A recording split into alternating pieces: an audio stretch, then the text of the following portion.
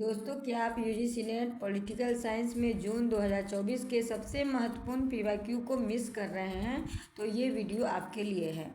दोस्तों, आज हम करेंगे जून 2024 के पॉलिटिकल साइंस फर्स्ट शिफ्ट का पीवाईक्यू का पूरा 25 क्वेश्चन को एनालिसिस करेंगे, जो बिल्कुल आसान शब्दों में ये क्वेश्चन हम लोग स्टार्ट कर रही हूँ मैं, और आप लोग पढ़ाई कीजिए, देखिए, पढ़िए।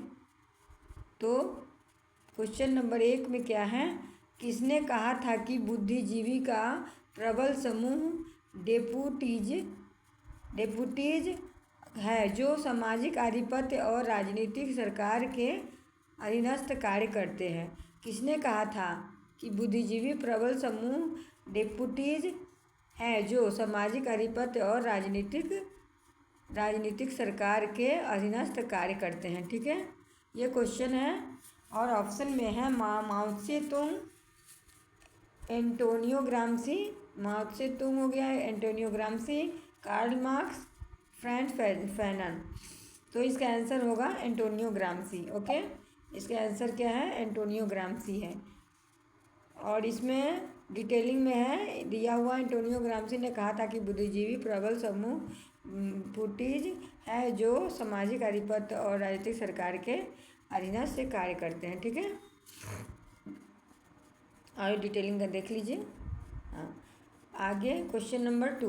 क्वेश्चन नंबर 2 में क्या है? निम्नलिखित राज्यों को उनके गठित होने के वर्ष के आरोही क्रम में व्यवस्थित करें। ठीक है, तो असेंडिंग ऑर्डर में इसे व्यवस्थित करना है, नीचे से ऊपर। ठीक है, क्या है? निम्नलिखित राज्यों को उनके गठित होने के वर्ष से आरोही क्रम में कौन सा राज्य पहले स्थापित हुआ, उसके बाद कौन हुआ, फिर उसके बाद कौन हुआ, ऐसे ऐसे करके हमें इसको अरेंज करना है। ओके, तो इसमें ऑप्शन है बिहार, राजस्थान, नागालैंड, गुजरात, हिमाचल प्रदेश। ठीक है, ABCDE करके है, तो हमें इसको चूज करेक्ट करना है, करेक्ट आंसर करना है, चूज करेक्ट आंसर करना है। ठीक है, तो इसमें दिया गया है ए में है ABCDE।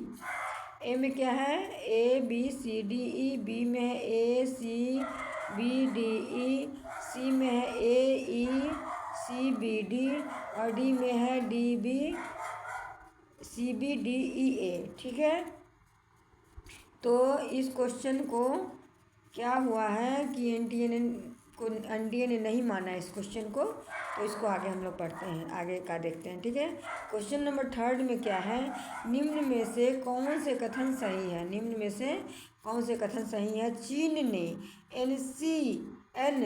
ने NSG परमाणु आपूर्तिकर्ता समूह के लिए भारत की सदस्यता को अवरुद्ध किया। ठीक है, उसके बाद है भारत ने चीन समर्थित BRI belt and road initiative का हिस्सा होने से अस्वीकार किया। सी में है गुजराल सिद्धांत पारस्परिकता में विश्वास करता है। डी में क्या है? डी में है भारत और चीन जलवायु परिवर्तन वार्ता में एक दूसरे को सहयोग करता है। भारत और चीन जलवायु परिवर्तन एक दूसरे को सहयोग करता है। उसके बाद ई में है भारत चीन व्यापार संतुलन व्यापार का एक उदाहरण है। ठीक है, भारत चीन व्यापार संतुलन व्यापार का एक उदाहरण है। अभी क्या है? नीचे दिए गए विकल्पों में से सही उत्तर का चयन कीजिए। ठीक है, तो इसमें भी है ए में है ABCDE, बी में है ABD, सी में है ABC और डी में है BCDE। तो इसका आंसर क्या होगा? इसका आंसर देखिए, इसका आंसर है बी ABD। ए में क्या है? चीन ने NSG के लिए भारत की सदस्यता को अवरुद्ध किया था, ये सही है बिल्कुल। उसके बाद है बी में क्या है? भारत ने चीन समर्थित BRI का हिस्सा होने से स्वीकार किया था। ठीक है, ये दोनों सही है। और उसके बाद है डी में क्या था? भारत और चीन जलवायु परिवर्तन वार्ता में एक दूसरे का सहयोग किया था। ठीक है, भारत और चीन जलवायु परिवर्तन वार्ता में एक दूसरे को सहयोग किया था, इसलिए इसका आंसर होगा ये। ठीक है, इसका आंसर बी होगा, ए बी डी। ओके, अब डिटेलिंग थोड़ा सा देख लीजिए, डिटेलिंग ये स्क्रीनशॉट ले सकते हैं आप लोग। ओके, आगे क्वेश्चन नंबर 4। क्वेश्चन नंबर 4 में है अंबेडकर बहुमुखी व्यक्तित्व के धनी थे, निम्न में से कौन से तथ्य और मत सही नहीं है। ठीक है, तो अंबेडकर ने सामाजिक न्याय को परिभाषित किया, जिसका अर्थ सभी को समान अवसर प्रदान करना है। बी में है ज्योतिबा फुले उनके आदर्श थे। सी में है वह भारत के प्रथम अटॉर्नी जनरल थे। डी में है उन्होंने चुनाव लड़ा था। और ई में है वो अर्थशास्त्र में पीएचडी थे। ठीक है, तो इसका ऑप्शन और देख लीजिए, इसका ए में क्या है, B A B C D E. A में क्या है, A B C D E. B में है ए बी डी ई। सी में है बी सी डी ई। और डी में है A B C E. Okay, तो इसका आंसर क्या होगा, इसका आंसर क्या होगा, इसका आंसर है A B D E. Ambedkar ने, ए में क्या है, अंबेडकर ने सामाजिक न्याय को परिभाषित किया, जिसका अर्थ सभी को समान अवसर प्रदान करना है। उसके बाद है बी में है ज्योतिबा फुले उनके आदर्श थे। उसके बाद डी में है उन्होंने चुनाव लड़ा था। और ई में क्या है, वो अर्थशास्त्र से पीएचडी थे। क्यों, कौन, भीमराव अम्बेडकर जो थे अर्थशास्त्र से पीएचडी थे। तो आप लोग इसको डिटेलिंग को थोड़ा सा देख लीजिए 1 मिनट और स्क्रीनशॉट ले लीजिए। ओके, तो मैं और आगे बढ़ रही हूँ। Question number 5।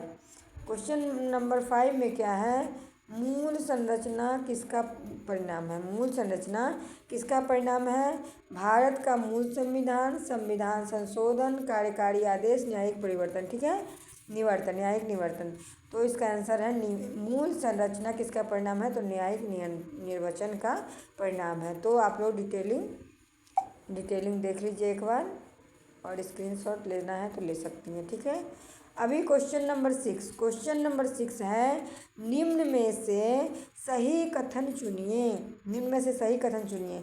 नाटो एक सुरक्षा समझौता है जिसका निर्माण यूएस नेतृत्व वाले पश्चिमी देशों के लिए सुरक्षा हेतु किया गया।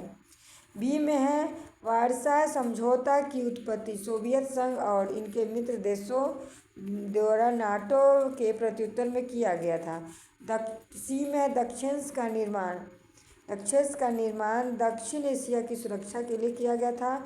और डी में है आसियान एक सुरक्षा संगठन है। ई में है यूरोपीय संघ का निर्माण यूरोप की सुरक्षा के लिए किया गया था। तो ये सब ए बी सी डी ई ये आपका ऑप्शन है। और आगे क्या है, विकल्प देखते हैं। इसमें विकल्प में क्या है, ए में है ए बी में है ए बी सी में है A B C D E, D में है सी डी ई। तो इसका आंसर होगा ए और बी। क्या होगा इसका आंसर, ए बी। ठीक है, ए बी में क्या है, ए है नाटो एक सुरक्षा समझौता है जिसका निर्माण यूएस नेतृत्व वाले पश्चिमी देशों के लिए सुरक्षा हेतु किया गया था। और बी में है वार्सा समझौता की उत्पत्ति सोवियत संघ और उनके मित्र द्वारा नाटो के प्रत्युत्तर में किया गया। ओके, तो ये आपका डिटेलिंग है, देख लीजिए डिटेलिंग और स्क्रीनशॉट ले सकती हैं। ओके, आगे नेक्स्ट क्या है, क्वेश्चन नंबर 7। क्वेश्चन नंबर 7 है, वह व्यक्ति क्या कहलाता है, वह व्यक्ति क्या कहलाता है जो ऐसी बातों को जानता है जिनके संबंध में वह होने वाले भ्रष्ट कार्य और प्रथा के बारे में नियंत्रक प्राधिकारी के समक्ष अनावृत करने का इच्छुक है। ठीक है, वह व्यक्ति क्या कहलाता है जो ऐसी बातों को जानता है जिसके संबंध में वह होने वाले भ्रष्ट कार्य और प्रथा के बारे में नियंत्रक प्राधिकारी के समक्ष अनावृत करने का इच्छुक है। ओके, क्वेश्चन नंबर 7 इसका ऑप्शन है लोकायुक्त। ए में क्या है, ए में है लोकायुक्त, बी में है ओम्बड्समैन, सी में है विशर ब्लोअर और डी में है केंद्रीय सतर्कता आयुक्त। ओके, तो ये ऑप्शन है, इसका आंसर होगा विसल ब्लोअर। ओके, इसका आंसर है विसल ब्लोअर। अभी क्या है कि आप लोग डिटेलिंग थोड़ा सा देख लीजिए और स्क्रीनशॉट ले लीजिए, ठीक है। ओके, हो गया ये। क्वेश्चन नंबर 8 में किसने क्रांतिकारियों की एक गुप्त सोसाइटी अभिनव भारत संगठित किया था? ये तो बहुत ही पॉपुलर है, तो इसका आंसर होगा वी.डी. सावरकर ने। ऑप्शन है बाल गंगाधर तिलक, अरविंद घोष, प्रफुल्ल चाकी और वी.डी. सावरकर। तो इसका आंसर होगा वी.डी. सावरकर। ओके, आप लोग हाँ डिटेलिंग का स्क्रीनशॉट ले लीजिए। ओके, क्वेश्चन नंबर 9 किसने संपूर्ण क्रांति की अवधारणा का प्रतिपादन किया था? किसने संपूर्ण क्रांति की अवधारणा का प्रतिपादन किया था? तो इसका ऑप्शन है नेहरू, अरविंद घोष, जयप्रकाश नारायण, बाल गंगाधर तिलक। तो इसका आंसर होगा option number C, Jayaprakash Narayan. Okay, इसका आंसर होगा जयप्रकाश नारायण। ओके, आप लोग डिटेलिंग का एक बार स्क्रीनशॉट ले लीजिए। ओके, डिटेलिंग का स्क्रीनशॉट ले लीजिए। आगे क्वेश्चन नंबर 10। क्वेश्चन नंबर 10 है भारत का प्रवासी जनसमूह डायस्पोरा के लिए एक सामरिक संपत्ति है। भारत को सर्वाधिक मात्रा में पोषित धन प्राप्त होता है। अवैध भारतीय प्रवासियों से भारत की छवि खराब होती है।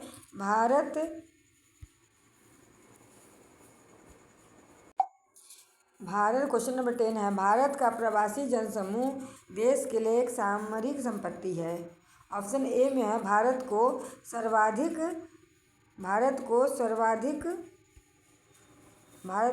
सर्वाधिक मात्रा में पोषित धन प्राप्त हुआ। बी में अवैध भारतीय प्रवासियों से भारत की छवि खराब हुई। सी में भारतवंशी अमेरिका वासियों ने भारत अमेरिका परमाणु समझौते में महत्वपूर्ण भूमिका निभाई। और डी में भारत द्वारा प्रशिक्षित इंजीनियर अमेरिका में आईटी में क्रांति लाने तथा तत्पश्चात इसे भारत लाने में सहायक रहे। ठीक है, तो ये आपका ऑप्शन है, ये आपका ऑप्शन है। और इसका आंसर हाँ ये देखिए ई भी है इसका। ई है भारत का प्रवासी जनसमूह भारत के लिए नरम शक्ति सॉफ्ट पावर का एक स्रोत है। ठीक है, तो अभी इसका विकल्प में है A B C D E, A का है, A B C D B का है, सी का है ए बी और डी का है ए बी सी। ठीक है, तो इसका आंसर होगा इसका आंसर है ए सी डी ई। इसका आंसर है ए सी डी ई, ए ऑप्शन है। ठीक है, तो आप लोग डिटेलिंग देख लीजिए। ओके, आगे क्वेश्चन नंबर 11। क्वेश्चन नंबर 11 में है भारतीय राष्ट्रीय आंदोलन की अनेक विचारधाराएं थीं। इनमें से एक चरमपंथी था। निम्न में से सही पहचान कीजिए। ओके, सही पहचान करना है। तो इसका भी ऑप्शन है बाल गंगाधर तिलक, लाला लाजपत राय, बिपिन चंद्र पाल, गोपाल कृष्ण गोखले और दादा भाई नौरोजी।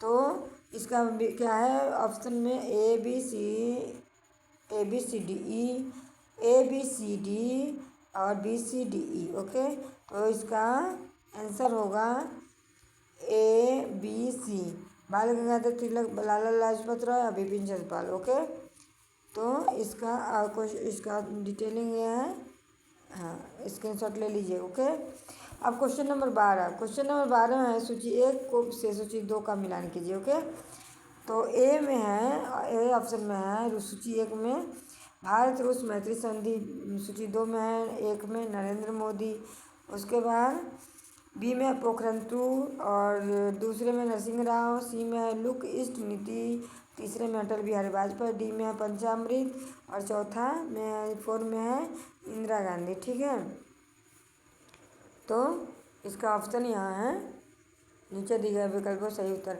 ए में है ए का 3, बी का 2, सी का 1, डी का 4। बी में है ए का 4, बी का 3, सी का 1 और डी का 2। सी में है ए का 3, बी का 4, सी का 2 और डी का 1। और डी में है ए का 4, बी का 3, सी का 2 और डी का 1। ठीक है, तो आप लोग इसको डिटेलिंग में देख लीजिए, स्क्रीनशॉट ले लीजिए। ओके, अब क्वेश्चन नंबर 13। निम्न में से कौन सा अधिकार न्याय है? ए में है राज्य के नीति निर्देशक तत्व, बी में है मूल कर्तव्य, सी में है प्रस्तावना और डी में मूल अधिकार। ठीक है, तो निम्न में से कौन सा अधिकार न्याय है? तो इसका आंसर होगा मूल अधिकार। क्या है? मूल अधिकार। ओके, तो इसका डिटेलिंग आप लोग देख लीजिए। मौलिक अधिकार न्याय से। हाँ, क्वेश्चन नंबर 14 में सूची 1 और सूची 2 का मिलान करना है। सूची 1 में ए में है वेद व्यास, सूची 2 में आई 1 में है गांधी के राजनीतिक गुरु, बी में है कौटिल्य और सूची 2 में है महाभारत, सी में है राजा राम मोहन राय, तीसरा में है सप्तांग, 4 डी में है गोपाल कृष्ण गोखले और 4 में है भारतीय जनजागरण के प्रणेता। ठीक है, तो इसका ऑप्शन है ए का 2, बी का 3, सी का 4, डी का 1। बी में है ए का 3, बी का 2, सी का 1, डी का 4। सी में है ए का 2, बी का 1, सी का 3 और डी का 4। और ए में है ए का 1, बी का 2, सी का 3 और डी का 4। ओके, तो इसका क्या होगा आंसर? ए का 2 वेद व्यास महाभारत। ठीक है, बी का 3 कौटिल्य सप्तांग। ओके, कौटिल्य क्या है? सप्तांग। और उसके बाद सी का 4, सी राजा राम मोहन राय भारतीय राष्ट्रीय के प्रणेता। उसके बाद है डी के 1 है, डी का गोपाल कृष्ण गोखले गांधी जी के राजनीतिक। ओके, तो इसका ये रहा आपका डिटेलिंग, आप लोग स्क्रीनशॉट ले सकते हैं। ठीक है, उसके बाद क्वेश्चन नंबर 15, किसने एक दैवीय शरीर में एक दैवीय जीवन में मानव जीवन को उद्विकास की संकल्पना की थी? M.N. रॉय, राजा राम मनोहर लोहिया, M.N. रॉय, दीनदयाल उपाध्याय, अरविंदो। ठीक है, किसने एक दैवीय शरीर में एक दैवीय जीवन में मानव जीवन को विकास की कल्पना की थी? तो M.N. रॉय, राम मनोहर लोहिया, दीनदयाल उपाध्याय और अरविंद घोष। ओके, तो इसका आंसर होगा अरविंद घोष। क्या होगा? इसका आंसर अरविंद घोष होगा। अभी इसका डिटेलिंग देख लीजिए और स्क्रीनशॉट ले लीजिए। ओके, क्वेश्चन नंबर 16 में है, निम्न में से भारतीय संसदीय शासन प्रणाली के बारे में कौन सा कथन सत्य नहीं है? तो ए में है संसद में सभी दलों का प्रतिनिधित्व सरकार में होते हैं, बी में है सरकार संसद के प्रति उत्तरदायी है और संसद उससे हटा सकती है, सी में है सरकार का निर्वाचन एक निश्चित अवधि के लिए होता है और डी में है सरकार का चयन संसद करती है। ऑप्शन सी में है सरकार का निर्वाचन एक निश्चित अवधि के लिए होता है, डी में है सरकार का चयन संसद करती है तथा इसे नियत अवधि पूरी होने से पहले नहीं हटा सकता है। ई में है संसद द्वारा एक स्वतंत्र निकाय का गठन किया गया ताकि स्वतंत्र और निष्पक्ष चुनाव कर सके। ठीक है, तो इसका ऑप्शन है ए में है ए बी में है बी सी ई, सी में है सी डी में है बी ई। तो इसका भी NTA की तरफ से इस क्वेश्चन को भी निरस्त किया गया है, नहीं माना है। ठीक है, तो आगे हम लोग क्वेश्चन नंबर 17 देखते हैं। किसने आयरन लॉ ऑफ ओलिगार्की की अवधारणा दी थी? ठीक है, किसने क्या किया था? आयरन लॉ ऑफ ओलिगार्की की अवधारणा दी थी। तो आयरन लॉ ऑफ ओलिगार्की की अवधारणा किसने दी थी? जेम्स वर्नहम, रेमंड एरा, कार्ल मैथ्राहाइम और रॉबर्ट मिल्सन। ठीक है, रॉबर्ट मिसेल्स होगा, रॉबर्ट मिसेल्स। तो इसका आंसर रॉबर्ट मिसेल्स होगा। रॉबर्ट मिसेल्स ने आयरन लॉ ऑफ ओलिगार्की की अवधारणा दी थी। ठीक है, अब क्वेश्चन नंबर 18 सूची 1 और सूची 2 को मिलान करना है। ए में है विश्व व्यवस्था, बी में है सामाजिक रचनावाद, सी में है रक्षात्मक यथार्थवाद, डी में आक्रामक यथार्थवाद। सूची 2 में है 1 में है केनेथ वाल्टर, बी में है जॉन साइमर, 3 में है इमानुएल वार्लेस्टीन और चौथे में अलेक्जेंडर वंटट। तो इसका इसका आंसर होगा बी ए। हाँ, इसका ऑप्शन भी देख लीजिए। ए का 4, बी का 3, सी का 1, डी का 2। इसका बी में है ए का 3, बी का 4, सी का 1, डी का 2। सी में है ए का 3, बी का 4, सी का 2 और डी के 1। डी में ए का 1, बी का 2, सी का 4 और डी का 3। तो इस तरह से इसका ऑप्शन है और इसका आंसर होगा ए का 3, विश्व व्यवस्था सिद्धांत इमैनुअल वाल्टेज। उसके बाद बी का 4, सामाजिक रचनावाद अलेक्जेंडर वाल्टेज। और सी का रक्षात्मक यथार्थवाद केनेथ वाल्टेज। और डी है आक्रामक यथार्थवाद, दूसरा है जॉन मिसाइवाद। ठीक है, तो आप लोग इसको देख लीजिए और डिटेलिंग का स्क्रीनशॉट ले लीजिए। ओके, अब है क्वेश्चन नंबर 19। पीटर ड्रकर ने निम्न में से किसने स्वदेशी प्रबंधन का मुख्य विचार प्रस्तुत किया? ठीक है, पीटर ड्रकर ने निम्न में से किसमें स्वदेशी प्रबंधन का मुख्य विचार प्रस्तुत किया? ए में है मैनेजिंग फॉर रिजल्ट्स, बी में है द न्यूज सोसाइटी, सी में है द फ्रंटियर ऑफ मैनेजमेंट और डी में है द प्रैक्टिस ऑफ मैनेजमेंट। तो पीटर ड्रकर ने निम्न में से किसमें सदस्य प्रबंधन का मुख्य विचार प्रस्तुत किया? पीटर ड्रकर ने अपनी पुस्तक द प्रैक्टिस ऑफ मैनेजमेंट में प्रकाशित किया। ठीक है, तो क्वेश्चन नंबर 20 इसका डिटेलिंग देख लीजिए। ओके, अब क्वेश्चन नंबर 20 में भारतीय लोकतंत्र की निम्न में से कौन सी चुनौतियाँ भूमंडलीकरण से संबंधित नहीं है? ओके, नहीं है। ठीक है, तो इसका ऑप्शन है ए है अलोकतंत्रीकरण, बी है कल्याणकारी राज्य का प्रत्यापनता रोल बैंक, सी में है दल बदल की राजनीति और डी में है राष्ट्र राज्य का अपकर्षण, ई में है क्रोनी कैपिटलिज्म। तो ऑप्शन में ए में है केवल ए बी, बी में है बी सी, सी में है ए ई और डी में है ए डी ई। ये सारे ऑप्शन हैं। हाँ, ये सारे ऑप्शन हैं। अब इसका आंसर है बी। भारतीय लोकतंत्र में दल बदल की राजनीति का संबंध भूमंडलीकरण से संबंधित है। ठीक है, इसका वैश्वीकरण पर कोई प्रभाव नहीं है। इसका स्क्रीनशॉट ले लीजिए डिटेलिंग का। क्वेश्चन नंबर 21, चुनाव आयोग के अनुसार किसी राजनीतिक दल को राष्ट्रीय दल होने के लिए निम्न में से कौन सी योग्यताएं होनी चाहिए? किसी भी चुनाव आयोग के अनुसार राजनीतिक दल को राष्ट्रीय दल होने के लिए निम्न में से कौन सी योग्यताएं होनी चाहिए? इसकी 4 या उससे अधिक राज्यों के स्तर में दल की मान्यता हो। आम चुनाव में इस दल को 6% मत प्राप्त करना चाहिए तथा कम से कम 4 लोकसभा सीटों पर विजय प्राप्त होना चाहिए। इसे कम से कम 3 विभिन्न राज्यों से लोकसभा की न्यूनतम 2% सीटें जीतनी चाहिए। उसके बाद डी में है राज्य स्तरीय राजनीतिक दल भारत में क्षेत्रीय राजनीतिक प्रणाली में महत्वपूर्ण भूमिका निभाता है। ई में है इसके 7 या उससे अधिक राज्यों में स्थानीय स्तर के दल के रूप में मान्यता मिलनी चाहिए। ओके, तो ये आपका क्वेश्चन हो गया। अब ये ऑप्शन है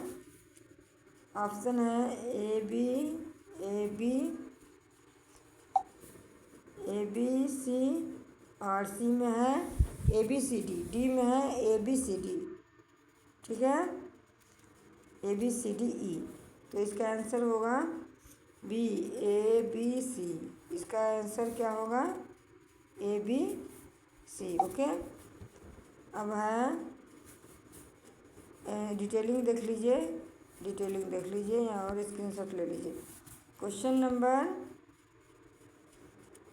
नंबर अब 22, सामाजिक अंकेक्षण का क्या लाभ है? सामाजिक अंकेक्षण का क्या लाभ है? ए है ई लोकतंत्र को बढ़ावा देना, बी है सामूहिक निर्णय और उत्तरदायित्व साझा करने को बढ़ावा देना, सी में समुदाय को अंकेक्षण प्रस्ताव में प्रशिक्षित करता है और डी स्थानीय नौकरशाही और निर्वाचित प्रतिनिधियों को लाभान्वित करता है। ठीक है, तो ये 22 का क्वेश्चन है और इसका आंसर बी होगा। ओके। बी है सामूहिक का सामाजिक अक्षर का क्या लाभ है? सामूहिक निर्णय और उत्तरदायित्व साझा करने के लिए बढ़ावा देना। ठीक है। क्वेश्चन नंबर 23 है, संयुक्त राज्य अमेरिका अभी भी विश्व की एकमात्र महाशक्ति है। ठीक है। तो ऑप्शन में क्या है? विश्व के